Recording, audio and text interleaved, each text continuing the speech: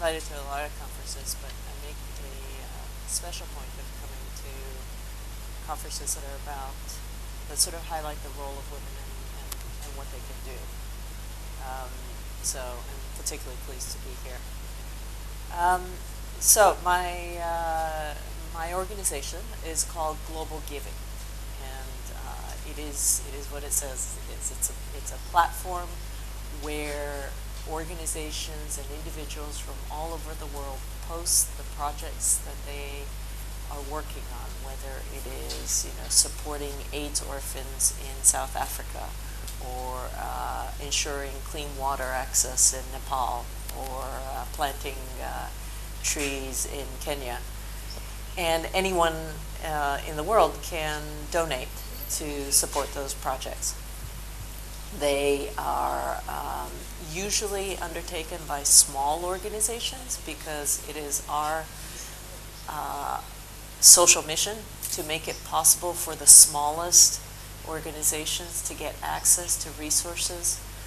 We are one of the few organizations in the U.S. that qualifies non-U.S. organizations for tax-exempt giving in the U.S. In the U.S., if you give money to an exempt organization, you get to deduct that amount from your taxes, and it's a benefit that many people take advantage of. And if you're a U.S. organization, that's a matter of course. For organizations that are not based in the U.S., we perform that function for them. We have sent about over $70 million to projects, over 6,000 projects in 120 different countries, from over 300,000 donors just like you.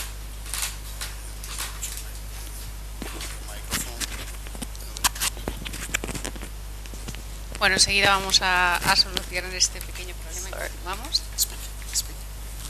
Yeah.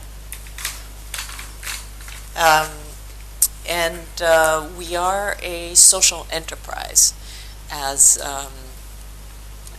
you said, because we are a nonprofit, or what in the U.S. is called a charity, but we earn our own revenue. So our earned revenue last year was about $4 million, which allows us basically to support our own operations. And we've been in existence for about 10 years. Mari, ¿cómo se escogen los proyectos para que puedan estar en Global Giving?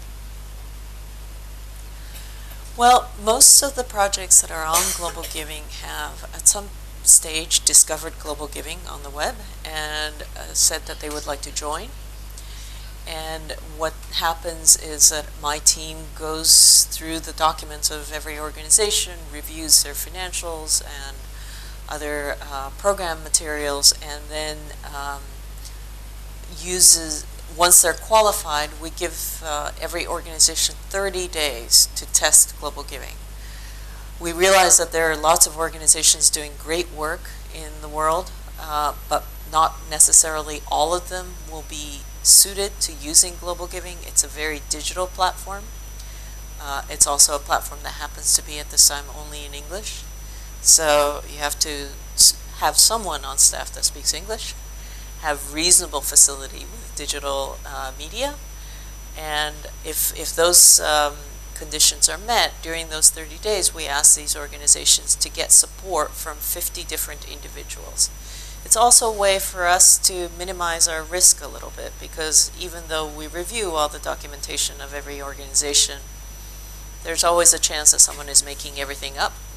And in that context, it's a little harder for someone who has made things up to get support from 50 different individuals. So that makes it a little bit easier for us to be sure that the organizations we are working with are legitimate. La Fundación Global Giving funciona mediante crowdfunding, mediante la economía colaborativa. En España, hace muy poquito que hemos empezado a escuchar sobre este modelo, y me gustaría que explicaras un poco, más bien tal vez para los que nos están siguiendo por streaming, que tal vez no es un público tan especializado, exactamente qué es. So crowdfunding is essentially what global giving does, but the term wasn't invented until 2006. And it essentially means getting money from a broad group of people, typically online. And so some statistics around crowdfunding. Last year, in 2011, there was approximately $500 million raised through over 160 different crowdfunding platforms. Of the $500 million, about half, 49%, was for charity. So like us, like Global Giving. But there are lots of organizations like Global Giving, many of them specializing in the US. 22% of the 500 was for lending. So for some of you may be familiar with kiva.org. It's a micro-lending site. And that leaves about $165 million for equity or quasi-equity. And by that I mean that entrepreneurs, generally for-profit entrepreneurs, but in reality also artists, documentarians, are going online to say, I want to create a new movie about, street children in Brazil, and reaches out using the crowdfunding platform to reach as many people as possible. Now, why do people give? Because really, you're helping a documentarian put a movie together. It's not like you purchase something. It's not e-commerce. Well, you might get your name in the movie credits. If you're supporting a musician, you might get a copy of their CD. But really, I think what people get is this sense of individually helping someone get their dream off the ground. And for many people, artistic endeavors like movies, music, are a natural thing that they want to say, oh, I believe that topic needs to be covered, street children in Brazil, and I will contribute money so this documentarian can buy a ticket and go to Brazil and make the movie. So that's sort of the world of crowdfunding in 2011. Already in 2012, Kickstarter, which is one of the largest crowdfunding platforms, has already raised $173 million. So you can see it's a very large phenomenon. In the U.S., there are some legislative changes in place to make this a lot easier for regular entrepreneurs, not just artistic entrepreneurs, to use to start their own businesses and to significantly liberalize the private equity market.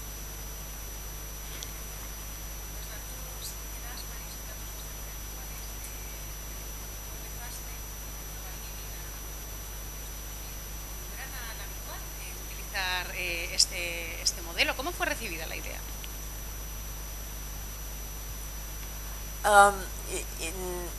In short, not very. And my co-founder and I are both veterans of the World Bank. And for those of you who know the World Bank, it's a very technocratic, very respected organization that is one of the largest organizations working in international development, in helping developing countries develop. And the very model of the World Bank is about hiring extremely smart, extremely educated people, paying them relatively well to go talk to governments so that governments can undertake the reforms necessary to improve their economies. And both my co-founder and I used to go to countries and people would come to us and say, oh, you work at the World Bank, can you help us? No, we can't. I mean, we make loans to governments. The Minister of Finance signs our loan documents, not someone who is running a nonprofit or even someone who's running a business in the country. And I think it was the combination of two things. One, the last World Bank operation I worked on was $1.2 billion for the government of Russia. I'm not confident about exactly what happened to the $1.2 billion. And if I had $1.2 billion today and I gave it to all the organizations on Global Giving, Yes, perhaps some of it would be misspent and perhaps they would not achieve as much, but some number of them would achieve phenomenal things. And so there was that. There was also the sense that organizations like the World Bank, by working with governments and by working with extremely hierarchical institutions, was not taking advantage of the wisdom of the crowd. And so when we first started Global Giving, most of my colleagues at the World Bank said, that's ridiculous. You're going to get all these projects up on a website and you're going to let regular people decide where the money goes. How are they going to know which projects are good? How can my grandmother decide, to support these orphans? And how can this, be a reasonable thing? And, we were like, well, in the aggregate, we believe that many people making individual decisions will actually make as good decisions as any technocrat sitting at the World Bank. But it was a hunch. It was a hypothesis. It was just sort of something from the heart and not necessarily proven by evidence. Since then, a lot more has been done around the notion of crowdsourcing, which is to say that you go out to the world and you ask for people to contribute. And the software operating system, Linux, is one of the best examples in the world of that. Anyone can contribute to the development of Linux. There is, of course, someone who maintains quality, but he doesn't turn around and say, well, what are your credentials? What school did you go to? He just says, well, give me the code and I'll look at it, and if it fits, it'll work. So the thing that technology has made possible is to put it out there and say, anyone who wants to help can help. And so that's really what motivated us at Global Giving. But as I said, most of the World Bank colleagues thought we were crazy. And, in many ways, I think we have achieved a lot in the last 10 years, but we probably could have achieved some of this starting maybe 2-3 years later. There's a big lesson in there about timing is important for entrepreneurship. And you can't know everything. So of course you don't choose timing chooses you. And that plays into luck. You can work very hard, but it also helps to be really lucky. So. Un proyecto, una fundación como Global Giving no hubiera sido posible sin la tecnología, sin el uso de las tecnologías, de Internet. ¿Crees que estamos haciendo los ciudadanos un uso correcto de ellas? ¿Las estamos aprovechando lo suficiente?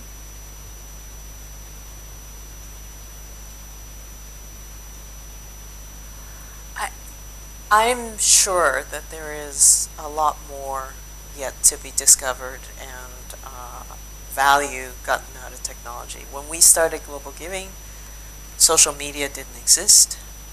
Facebook, Twitter, all the various ways in which content is passed around on the web did not exist.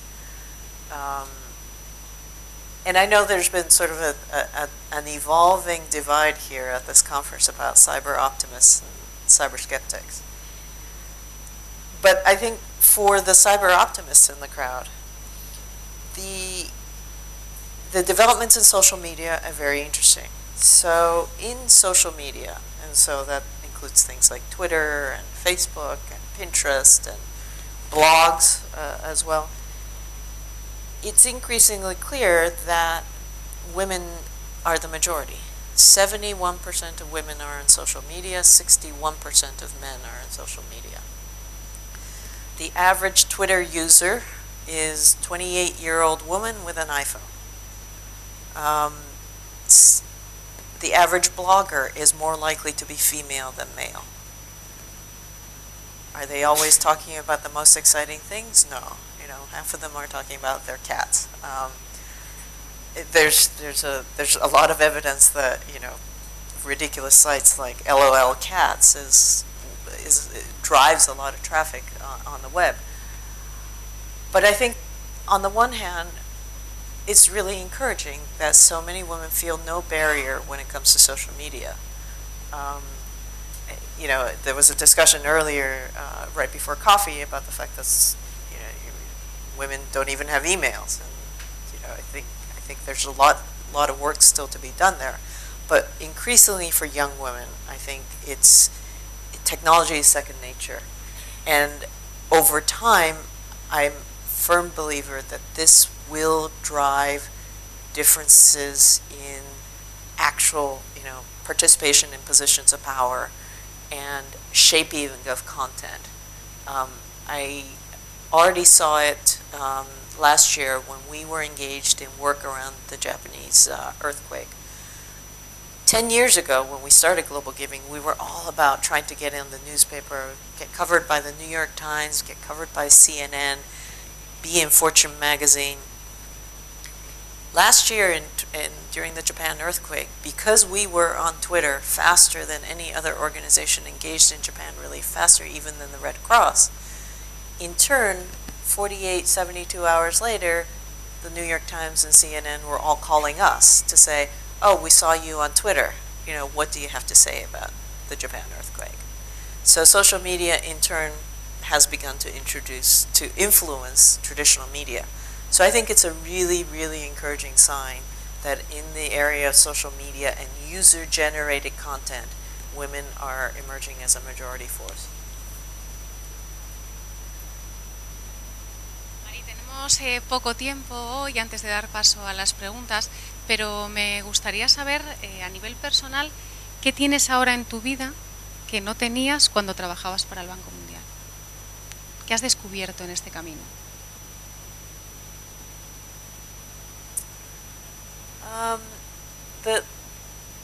You know, being a social entrepreneur is not the way to become rich.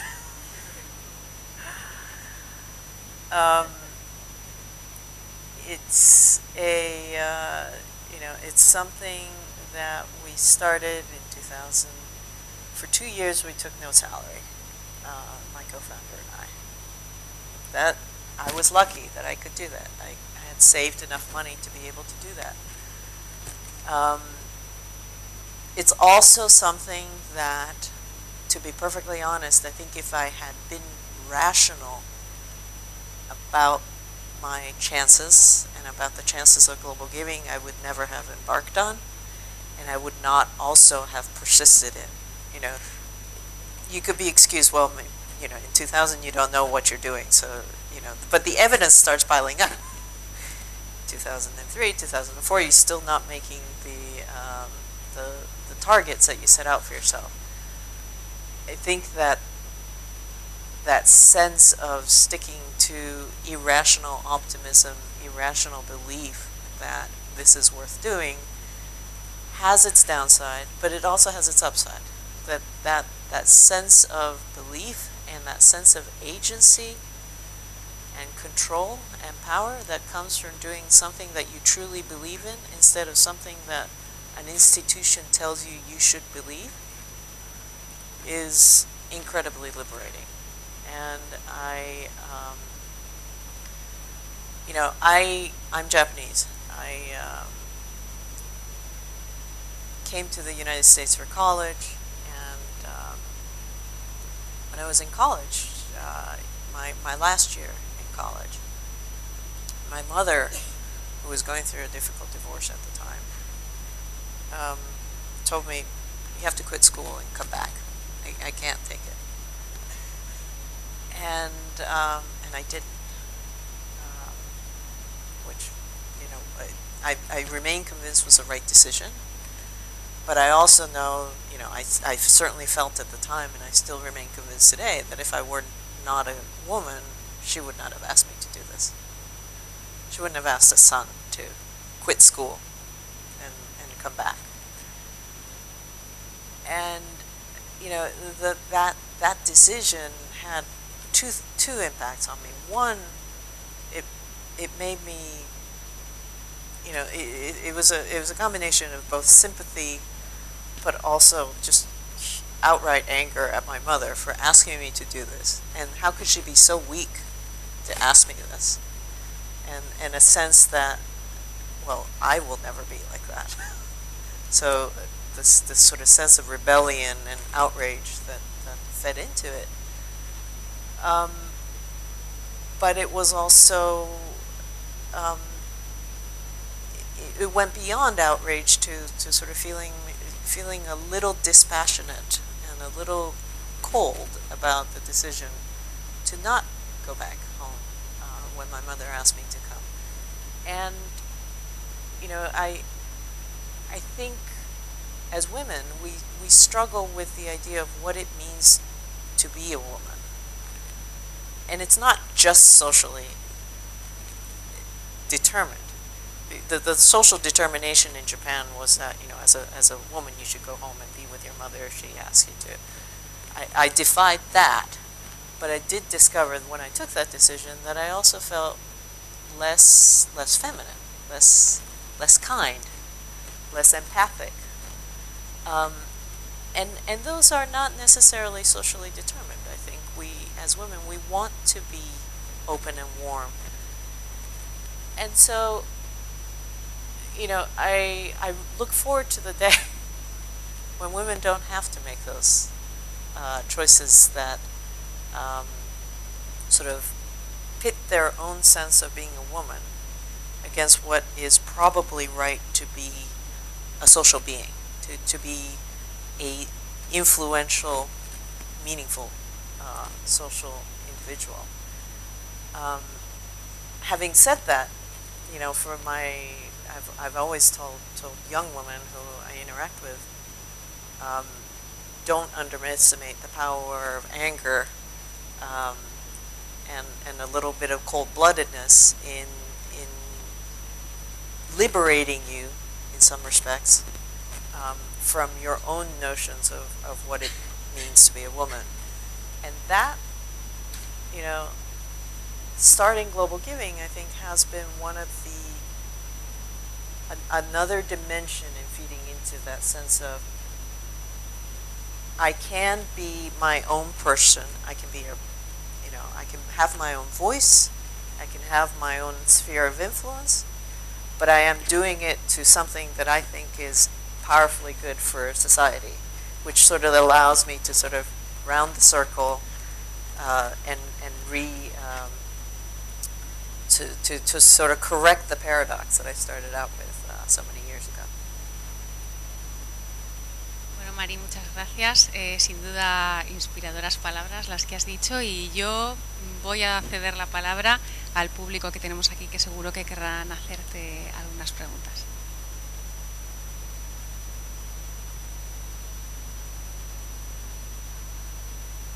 Bueno, hay que animarse un poco. Venga, a ver, seguro que de lo que ha dicho María, a mí se me han ocurrido varias.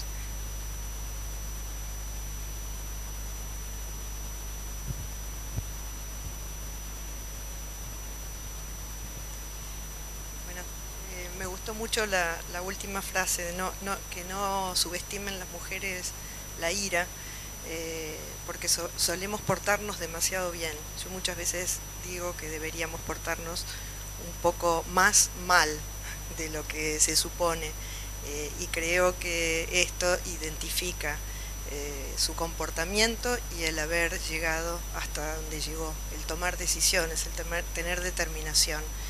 Entonces quería que profundizaras un poco más en esa idea que me parece inspiradora y me parece necesaria.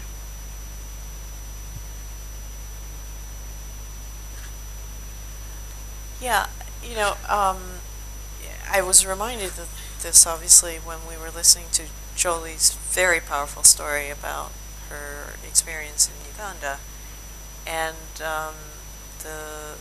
the reference that was made, we didn't really get into it in the discussion about the pros and cons of Kony 2012.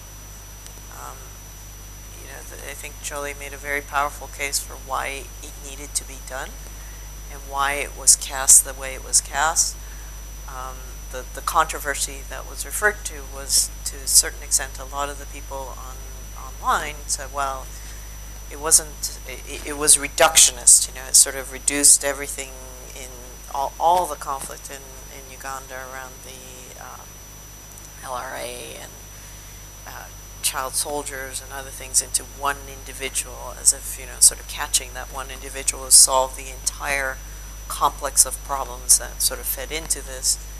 Other people in Uganda have been, you know, who've seen the movie in Uganda said, you know, this is outrageous, it makes Uganda look bad, it's not the correct version, this, that, and the other.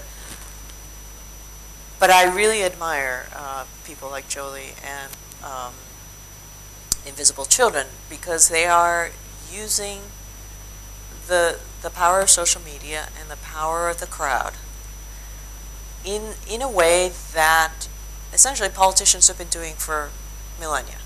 I mean, there is, of course, you know, always a danger that you will begin to believe your own story, and that you, even though you understand the complexity, begin to believe the reductionist story that you have put out there for voters to understand the issue and get engaged.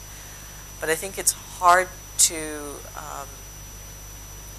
argue against the fact that the movie Kony 2012 was incredibly effective in engaging more people around a fairly obscure issue that really most people did not care about more than any other thing that had ever been done. And, you know, it's not like there haven't been plenty of NGOs engaged in issues. It's not as if the, you know, various ministries of foreign affairs haven't been going on about this issue, having UN meetings about it. 93 million people have viewed that movie. That is a reach that is unparalleled. And I think that the sort of willingness to say, okay, I will take a stand. I am not going to get conflicted by the complexity of the issue. I am going to take an angle, and it is admittedly only one angle that I can take, but I think it's going to be the most powerful angle I can use. And, you know, I think there's courage in that. Most of us sort of, and myself included, can get sort of like, well, you know, I really need to present all the different views, and I really need to make things as justified and as defensible as possible. And that paralyzes us. It paralyzes us from action. And in the context of inaction, a lot of things stay the same. And the truth is, in the world as it currently stands, the initial starting conditions have favored certain power groups, whether it's men, whether it's white people, whether it's, you know, certain religions versus, you know, certain gender orientations. There is a power imbalance along different dimensions. And so when you get paralyzed, things stay the same. And so I think that having the power to act, even when you are not positive that you have got it right, even if you are not sure that people will follow, that's courage. And I think that takes a certain amount of anger and a certain amount of cold calculation.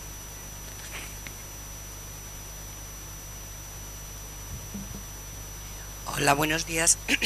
Mi nombre es María Ángeles Álvarez, soy psicoterapeuta de orientación psicoanalítica y estamos un grupo de mujeres que acabamos de formar una asociación que se llama Asociación Terapia y Género. Estamos trabajando, bueno, somos 5 o 6, estamos lanzándonos ahora mismo a la web y hay una cosa que me ha llamado mucho la atención de Mari, que es cuando ha dicho que el contenido generado en las redes sociales y en los blogs, en el espacio social, vamos, en la red, en la web, es fundamentalmente de mujeres y que están construidos por mujeres. Y luego también, a continuación, ha comentado que ya estuvo 2 años sin salario. Entonces quería preguntarle en qué medida, porque nosotras nos movemos, yo me muevo mucho por intuiciones, ahí la verdad que me interesa muchísimo la exposición de Gloria, puesto que hay que hacer investigaciones y tenemos, yo creo que el punto de vista marxista es fundamental, es decir, vamos a analizar la realidad para actuar sobre ella. Entonces me interesa muchísimo que me hable de estas dos casualidades, cómo lo ve ella para seguir trabajando por ahí. yo me muevo por intuiciones, no tenemos todavía, en este sentido, tecnología, mujer, género, nos movemos más bien por intuiciones. Gracias.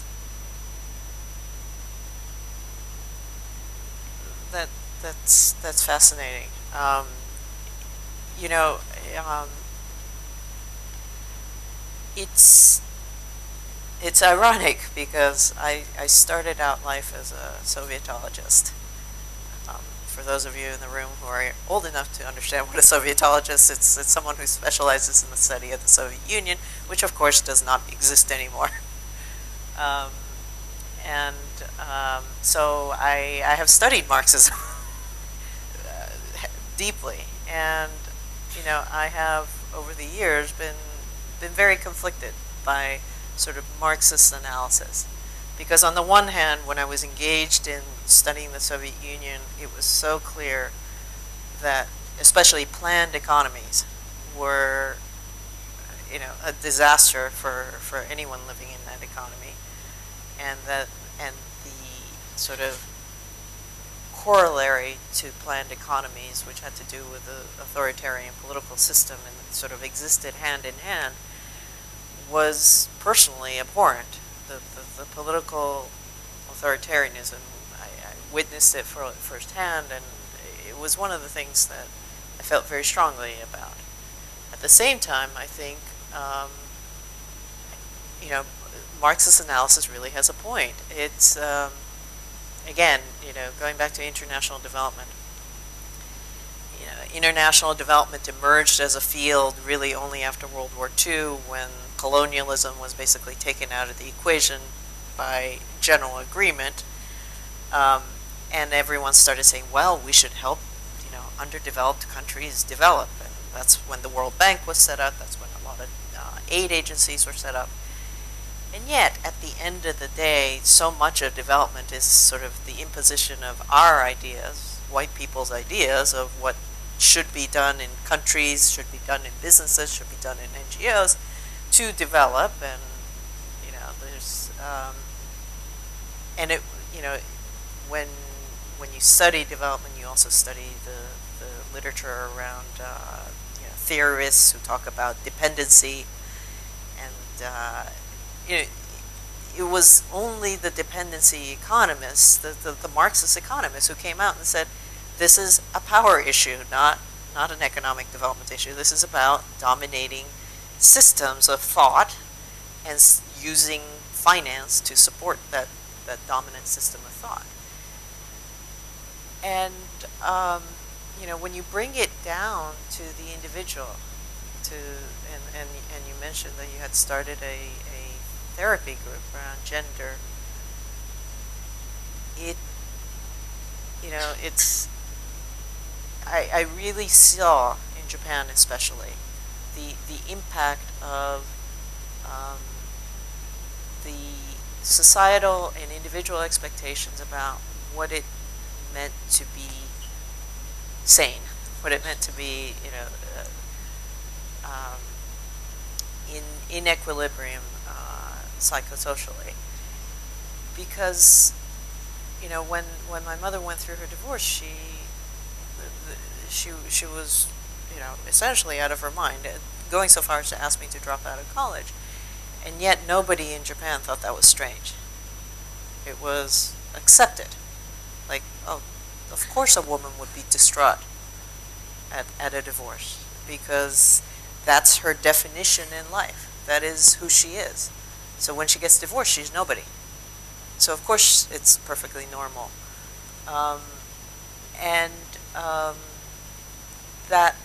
That sense of powerlessness that comes from that definition of gender, it was, you know, just incredible. I mean, for me to encounter this at age 20, I thought, how could this possibly be? You know, here I am, I'm smart, I'm educated, and this is happening in the world. How can this be? How can this sort of, the power of that way of thinking have such a direct impact on me? And, you know, this sort of teenage outrage that this could be happening to me. But it's that the power structures, as well as the power structures that we internalize, are incredibly powerful in determining our behavior, whether it's determining it to paralysis or determining it to sort of anger or whatever. It's all different. But I think the sort of mainstream analysis has really not paid anywhere near as much attention as it should to power dynamics, and that's one thing I have to give the Marxists credit for. They really do pay attention to that stuff.